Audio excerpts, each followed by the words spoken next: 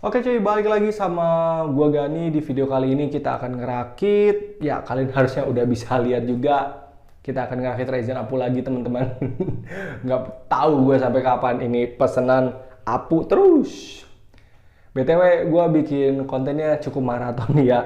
Unboxing cooler, unboxing fan casing, dan unboxing casing. Tapi pasti kalian ngelihatnya satu hari gitu loh. Ini gua bikin videonya bener-bener langsung sampai gue juga belum ganti baju, ya udahlah langsung aja ke palang capek gitu ya. Oke, kok rakitan ini itu adalah rakitan versi upgradable ya teman-teman, lebih dari yang episode sebelumnya. Di episode sebelumnya kita habis 7,5 juta. Nah, video ini kalian bisa nebak gak di awal kira-kira habis berapa juta? Oke, sebelum gue kasih tahu harganya, mari gue jabarkan dulu komponen-komponen apa yang dipakai di rakitan kali ini. Untuk casing di sini pakai Aigo Dark Flash DLM24 yang warna hitam. Untuk motherboard di sini pakai B450M Steel Legend. Prosesornya pakai Ryzen 5 3400G. RAM-nya TeForce Vulkan Z 2x8GB. Coolernya dari PC Cooler GIX4S. Storage-nya hanya ada SSD NVMe ADATA 512GB. Power supply-nya pakai FSP HV Pro 550W. Terus ada 3 fan 14 cm dari Dark Flash CS140 sama 2 fan polos dari Zalman. Dan untuk harga total dari rakitan ini adalah segini. 8,5 jutaan teman-teman, belum ongkos kirim. Ini 8,5 tuh baru komponen PC-nya aja. Memang lebih mahal 1 juta dari yang rakitan sebelumnya, tapi ini adalah opsi upgrade yang lebih maksimal gitu. Sebenarnya yang sebelumnya juga itu udah oke untuk upgrade, tapi yang ini ya lebih oke lagi gitu loh. Pertama, motherboardnya di sini sudah pakai B450M Steel Legend, tapi yang versi baru yang desktop 5000 series ready. Jadi kalau misalkan naik ke Ryzen 7 atau Ryzen 5 yang 5000 series, Ryzen 7 5000 series, ini motherboard. Oke, kalau yang punya gue kan yang di atas masih desktop 3000 series gitu. Gue juga kebetulan pakai Steel Legend tapi yang versi lama gitu loh. Versi BIOS yang lama. Nah, ini versi BIOS-nya udah terbaru. Terus di sini coolernya pakai PC cooler. Sebenarnya ini gue baru lihat juga. Cooler ini gue baru tahu mereknya. Tapi setelah gue lihat dan gue tes nyala, itu fan-nya benar-benar kenceng teman-teman. Ya mungkin dibilang bising juga enggak sih. Harusnya sih untuk Ryzen 5 3400G, cooler ini ya udah mantep banget gitu loh. Terlebih dia pakai fan 12 cm, heatsinknya 4 pipa dan gede banget. Terus di sini apalagi ya, NVMe 512. Jadi si ownernya pengen full, pokoknya saya pengen full NVMe 512. Tapi kalau misalkan nanti suatu saat nambah hard disk ya gampang, tinggal tempel gitu loh. Intinya untuk awal dia pengen 512 GB gitu loh. Power supply juga udah pakai FSP HV Pro 550W. Jadi kalau mau nambah VGA ya tinggal tempel seperti yang gue bilang kemarin gitu loh. Mau nambah 1650 Super tinggal tempel, 1660 Super tinggal tempel, download driver, install, pakai lagi. Atau mau pakai 5500 XT, 5600 XT harusnya masih kuat deh kayaknya begitu. Terus RAM-nya juga udah 2x8, udah cukup lah. Kalau mau naik ke 32 GB, ini kan ada 4 slot gitu. Udah 2x8, mungkin mau nambah lagi 2x8 juga ya cukup gitu loh. Atau mau ganti ke 16x2 juga ya kagak ngapa.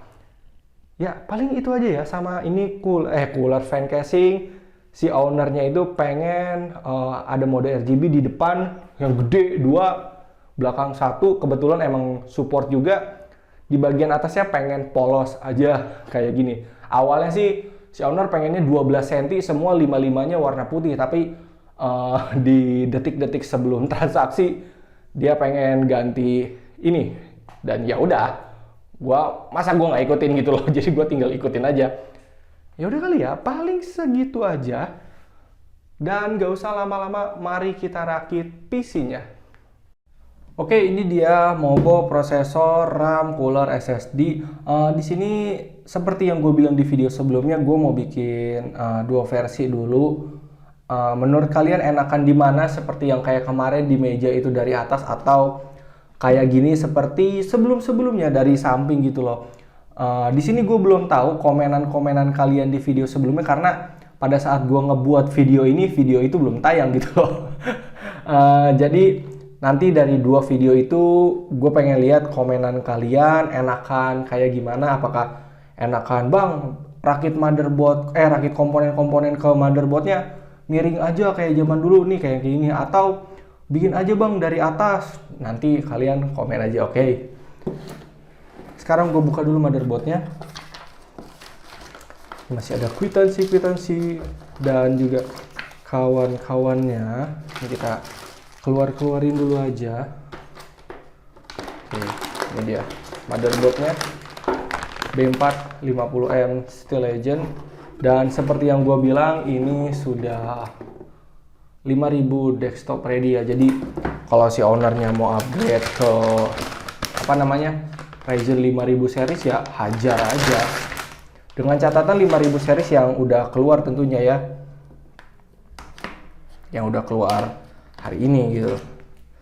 Kalau misalkan nanti ada 5000 series yang baru, ya tinggal update BIOS lagi gitu, gampang. Gue cukup senang di Mobo ini tuh packingnya cukup eksklusif dong, eksklusif. Oke. Prosesor APU Ryzen 5 3400G. Ownernya pesan, bang stikernya jangan ditempel-tempelin dulu ya. Siap. Pokoknya kalau bilang ya gue kagak bakal nempel.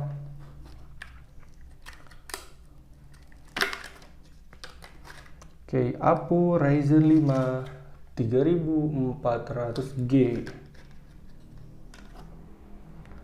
Masih segel, gue bener-bener belum apa-apain. Masih utuh dari boxnya. Oke, kita masukin lagi biar rapi.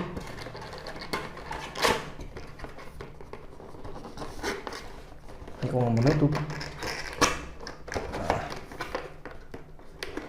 Sip, kebawahin dulu aja kali ya. Terus SSD. Oke, untuk komponen kayak Mobo, prosesor, RAM, cooler, gue beli di distributor komputer, kecuali SSD-nya, ini gue beli di Nano Komputer. Tadinya gue beli SSD-nya di distributor komputer, cuma habis.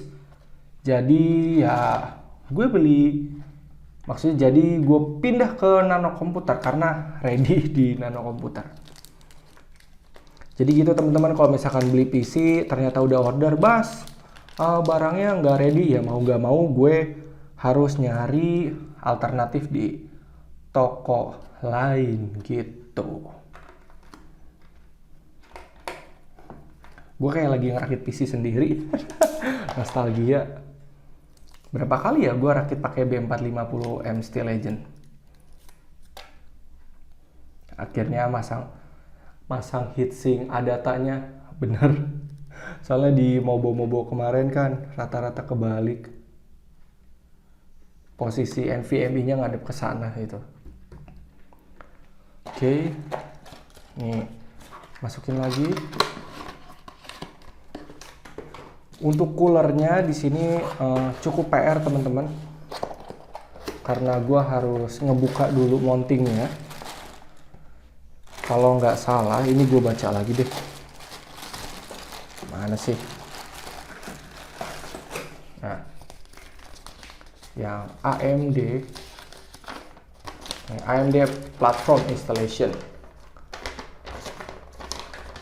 Take out the original bracket and screw, keep the back plate. Jadi gua harus ngelepas yang itemnya, si mounting bawaannya, tapi back plate-nya yang di belakang motherboard ini kan ada back plate-nya, itu tidak dilepas. Jadi gua hanya harus ngelepas ini aja. Nih gua pisahin dulu biar nggak hilang. Soalnya kalau suatu saat si ownernya pengen ganti cooler, ya ini kan perlu gitu coy.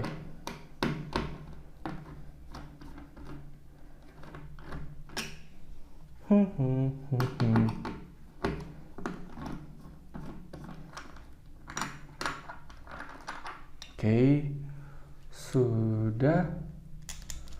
Sekarang gue harus menyiapkan apanya dulu ya. Ini thermal sama baut.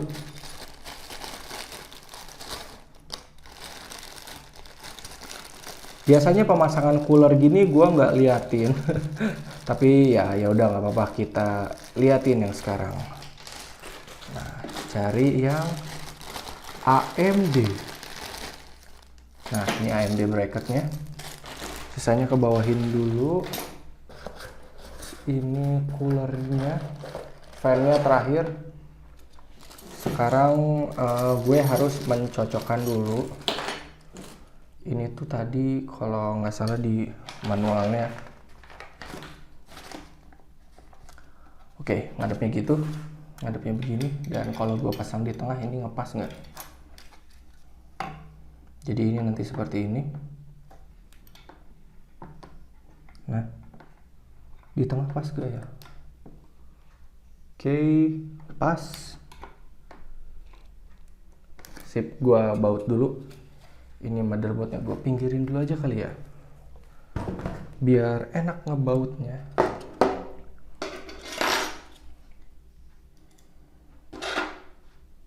Kalau kalian ngerasa lama lu bang, udah kalian boleh cepetin.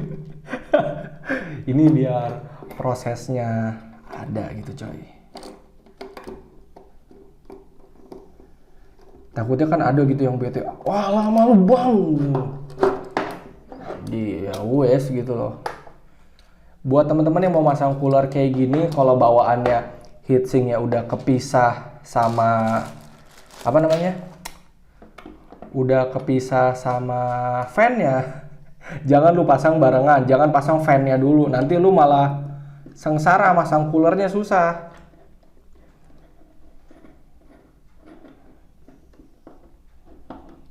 Nah oke, jadi nanti begini. Terus ini bautnya nanti ya. Sekarang kita balik lagi ke motherboard. Ingatkan saya agar saya tidak lupa pastanya.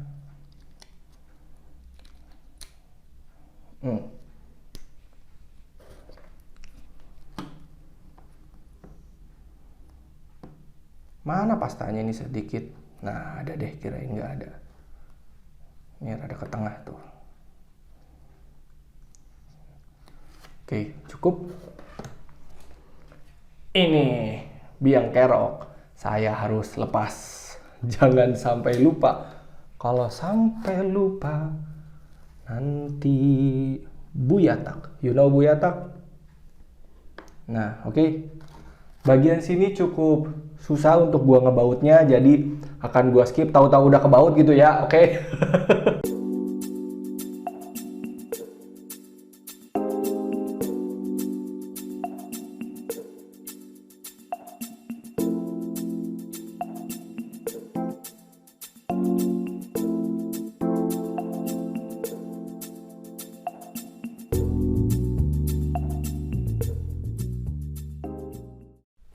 Oke, kurang lebih seperti itu pemasangan coolernya ya.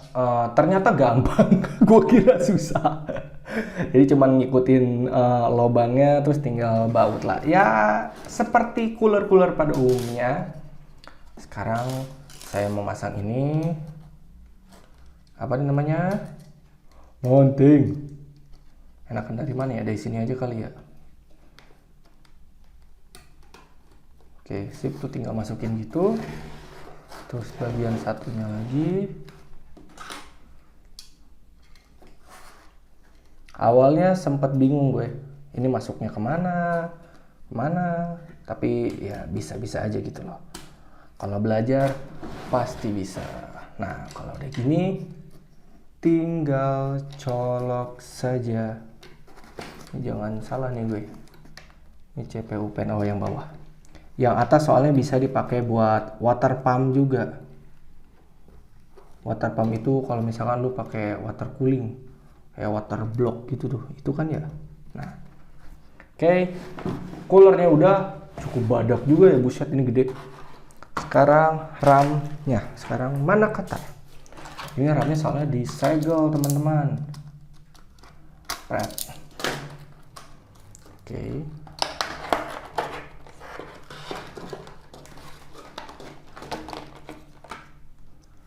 Masangnya selang-seling ya. Kalau misalkan ada 4 slot RAM, masangnya selang-seling.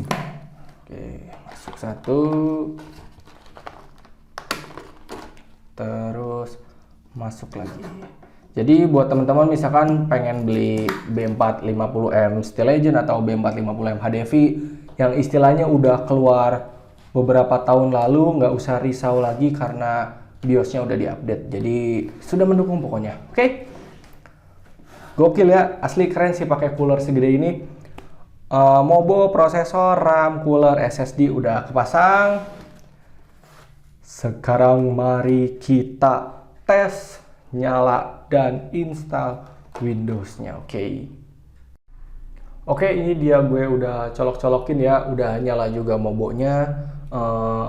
LCD layarnya udah, ini 8 pin di sini di B450M Steel Legend itu pakai 8 pin, 24 pin udah gue colok. Sekalian gue mau ngecek colokan-colokan di casing kayak USB 3, USB 2 sama kabel power tentunya. Dan bismillahirrahmanirrahim, kita nyalakan sekarang. Sip. Muter ya, sudah menyala. Mari kita tunggu tampil ke layar. Oke teman-teman, jadi udah masuk BIOS ya, dan ternyata tampilan BIOSnya berbeda teman-teman. Di B450M Steel Legend versi gua belum kayak gini. Mungkin setelah gua update BIOS tampilannya bakal lebih baru kayak gini.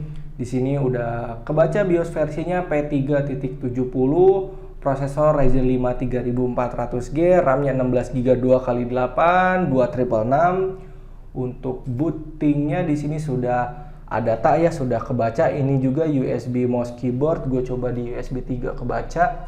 Kalau di USB 2 nya ini juga kebaca, artinya udah siap. Setelah ini saya akan install Windows dulu, yang tentunya gue nggak akan ngeliatin ini, tahu-tahu beres. Dan abis ini kita akan ngeliat mobonya masuk ke dalam casing, tapi pasang power supply dulu. Oke teman-teman, urusan motherboard udah kelar. Tadinya gue kira gue bakal masang power supply duluan seperti biasanya. Ternyata gue harus masang fan ini duluan. Soalnya di casing ini, kalau gue lihat ya, kita bisa masang fan itu di bagian luar sini dan juga bisa di dalam. Untuk di dalam kayaknya lebih cocok water cooling deh. Kalau fan kayak gini menurut gue itu harus di luar, karena biar tampilan di sininya lebih cakep gitu. Kalau di dalam kan kelihatan kayak kopong gitu. Kalau di luar sini kan maksudnya kelihatan lebih jelas aja gitu. So pertama gue buka dulu ininya. Emang gitu ngebukanya teman-teman ya, jadi jangan takut kalau misalnya mau buka casing, pegang bawahnya gini. Emang sengaja ini tuh khusus untuk ditarik. Nanti juga ngebuka kagak bakal patah. BTW ini bagian samping ini udah gue rapin sedikit. Jadi gue harus pasang fan itu di luar ya, dan gue harus ngebaut dari dalam. Makanya proses ini cukup ribet. Kalau misalkan gue pasang motherboard duluan, nanti yang ada gue bentrok sama si coolernya gitu, atau masang power supply duluan, gue nggak bisa ngebaut bagian bawah. Jadi di sini gue gue harus ngerilis dulu, gue ngelepas dulu si holder hard disk ini, gue lepas, terus gue pasang 2 fan bagian depan. Sekarang gue mau baut dulu.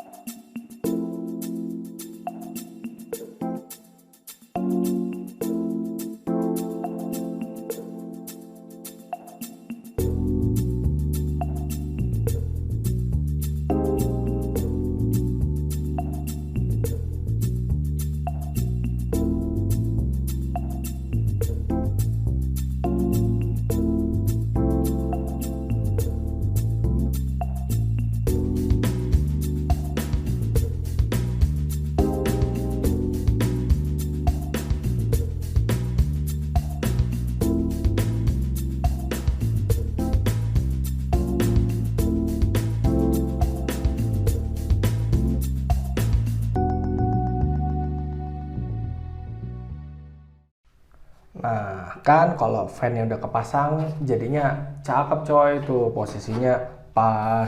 Di bagian sini juga kelihatannya lebih clean gitu. Oke, selanjutnya, aduh ini saya lupa pasang, berarti gue harus masang dulu ini tempat harddisk balik ke kandangnya, sama si power supply kita pasang. Oke, kita pasang dulu.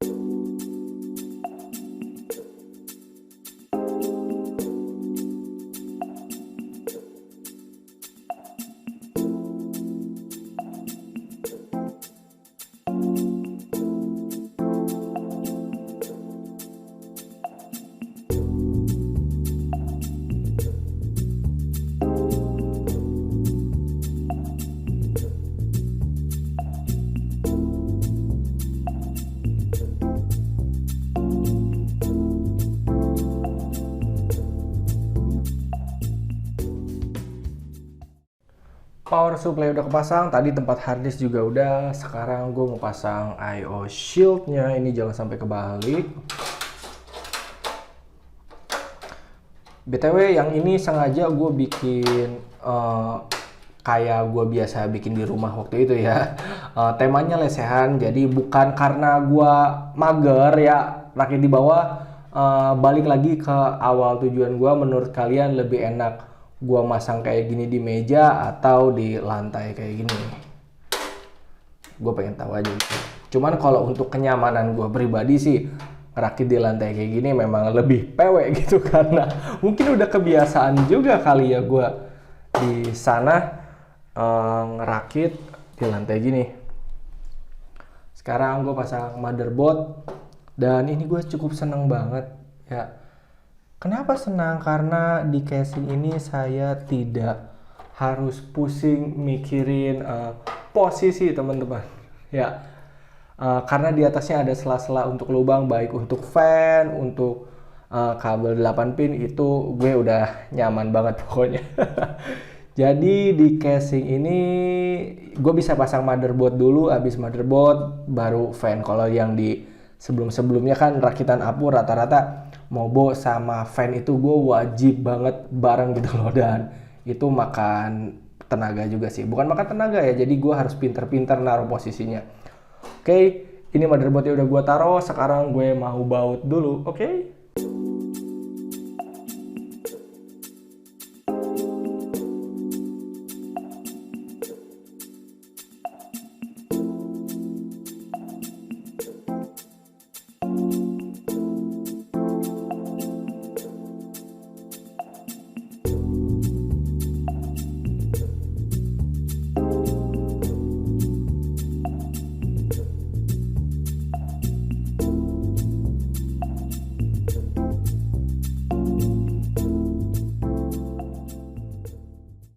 Oke, teman-teman, motherboard udah kepasang dan sekarang berarti kita akan masang komponen terakhir. Udah terakhir aja padahal baru masang motherboard karena tidak ada harddisk. Jadi ini komponen terakhir ya, fan 14 cm dan 12 cm, 14 yang di belakang, 12 cm-nya di atas dua-duanya. BTW, kalau ngelihat casing ini gue keinget rakitan Aerocool kemarin, teman-teman. Di rakitan kemarin kan sempat kopong ya, gue pakai B450M Steel Legend, tapi pakai vertical GPU.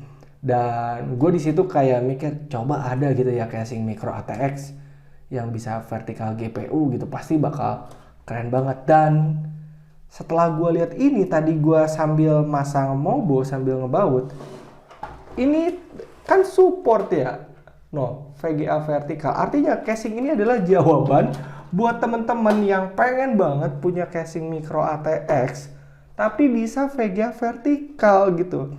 Ini adalah jawabannya, karena rata-rata casing yang bisa vertikal itu cuman ada di ATX dan mini ITX.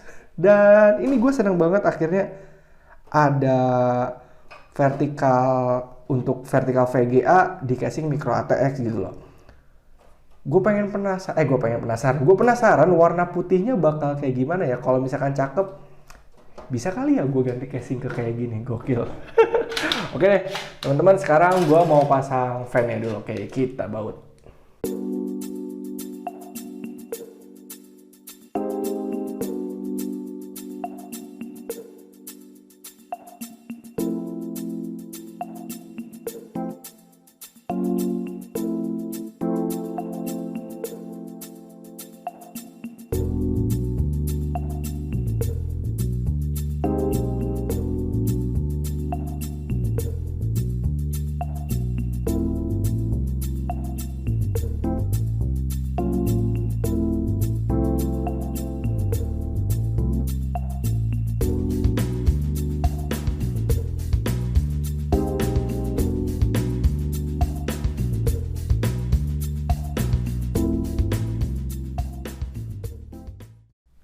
Pemasangan fan sudah selesai, dua di atas yang polos, yang 14 cm di belakang. Ternyata rada dempet sama coolernya karena coolernya benar-benar gede banget, tapi untungnya tidak mengganggu. Untungnya posisi kabel-kabelnya masih aman. Oke, step terakhir yang akan kita lakukan adalah mencolokkan semua kabel-kabel ini ke motherboardnya dan juga kabel manajemen. Mari kita colok dan rapihkan.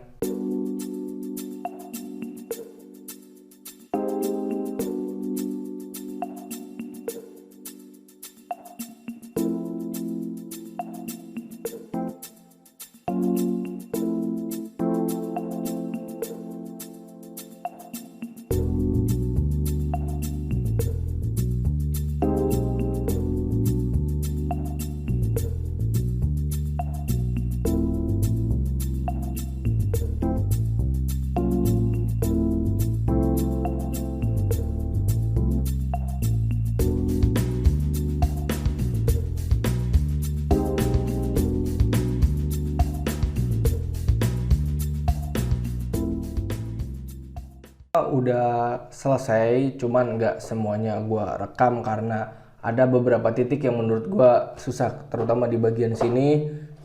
Tapi ini udah gua kabel tis juga, terus ini juga udah gua kabel tis, sama bagian bawah ini memang rapihnya ya cuma segini gitu loh.